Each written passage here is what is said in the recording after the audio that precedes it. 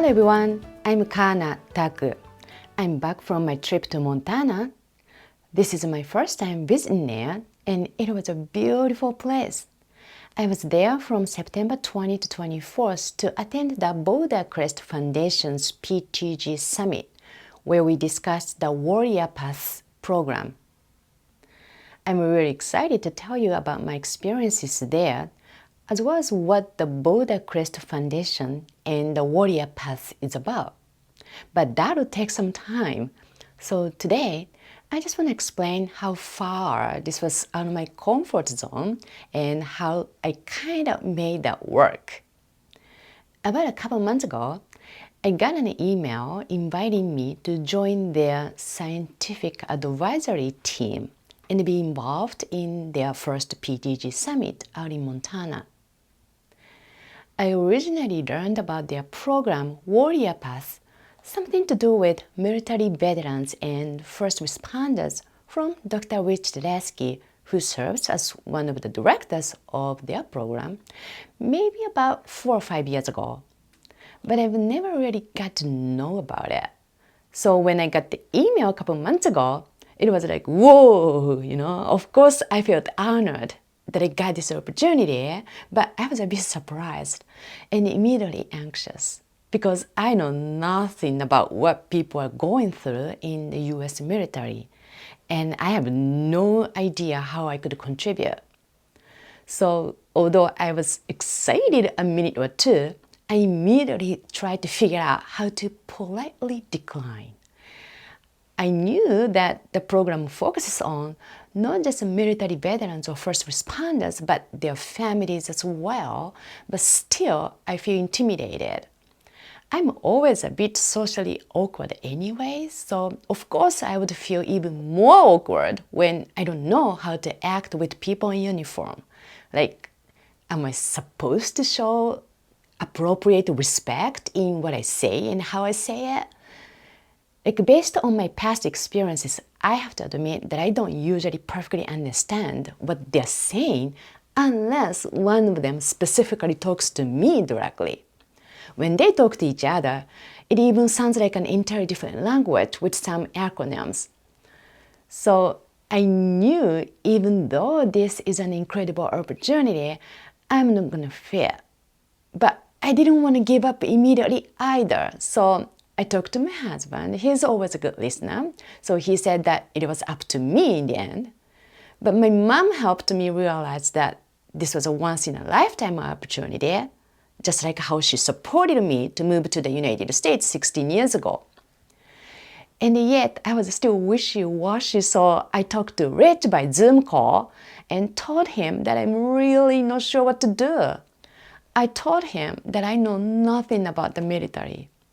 Then he said, "But Kana, you know PTG." Then I thought, that's right. Studying PTG is pretty much the only thing I continued for a really long time. If people will talk about PTG in Montana, I should be there too.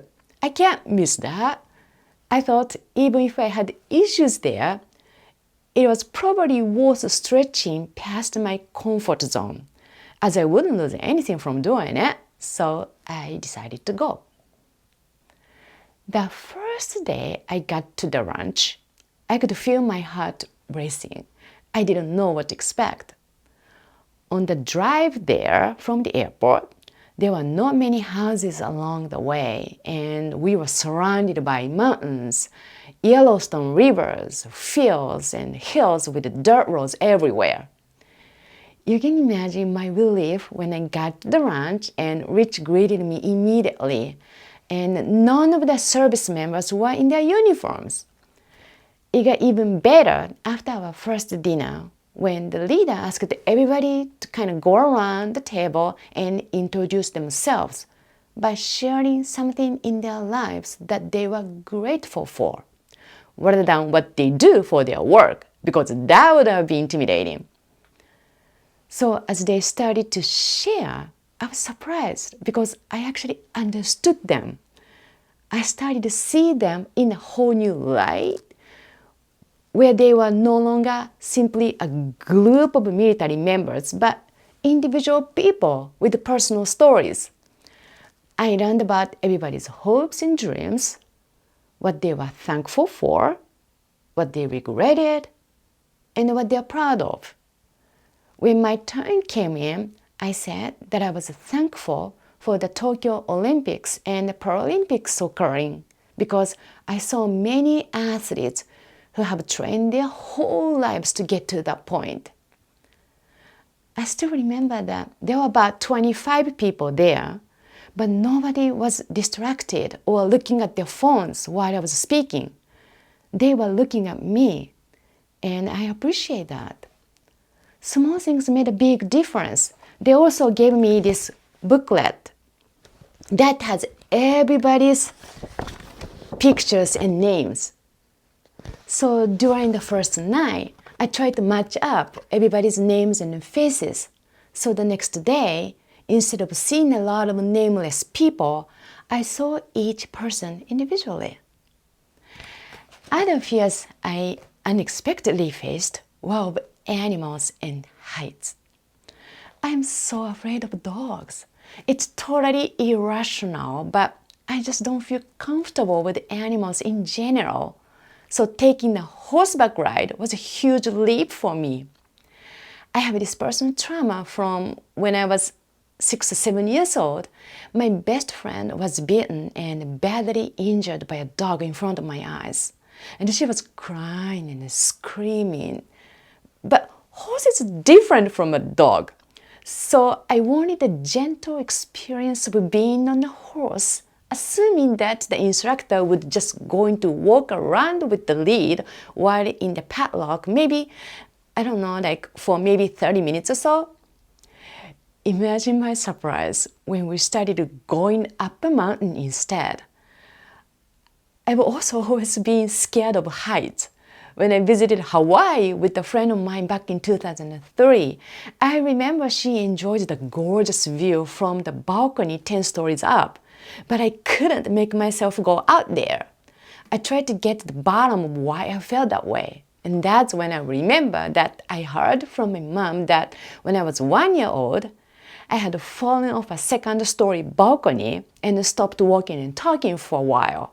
Of course, I don't remember any of this, but somehow I connected the dots and I'm kind of traumatized from it. So when my horse, whose name is Eminem, started going up on the cliff in a narrow path, I just thought, oh my God, I gotta really trust Eminem. I was trying to hear his voice comforting me, saying like, it'll be okay, Kana. Most likely he wasn't thinking about me, but it didn't matter. It was truly an amazing experience. We took an hour to reach the top of the mountain, stayed for an awesome lunch, and came back safely. So my takeaway from these experiences were just thinking more about my own comfort zones. I think we can use comfort zones as a way to have a personal space and have a sense of relief. Knowing what your comfort zones are is very important. But what I've learned is when I'm ready to try to expand my comfort zone, I can experience anxiety but more joy. I had small comfort zones going into these experiences based on my stereotypes for a group of people and my previous traumas. What worked for me was getting to know people on an individual level instead of just as a member of a group.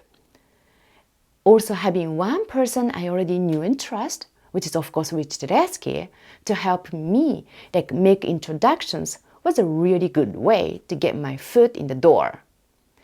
Doing it all on my own would have been very difficult. I also realized that there was something that I just needed to stop thinking about and just do it. Once I was on the horse's back and going up the mountain, there was no turning back. I had to place my trust without outside evidence or reason.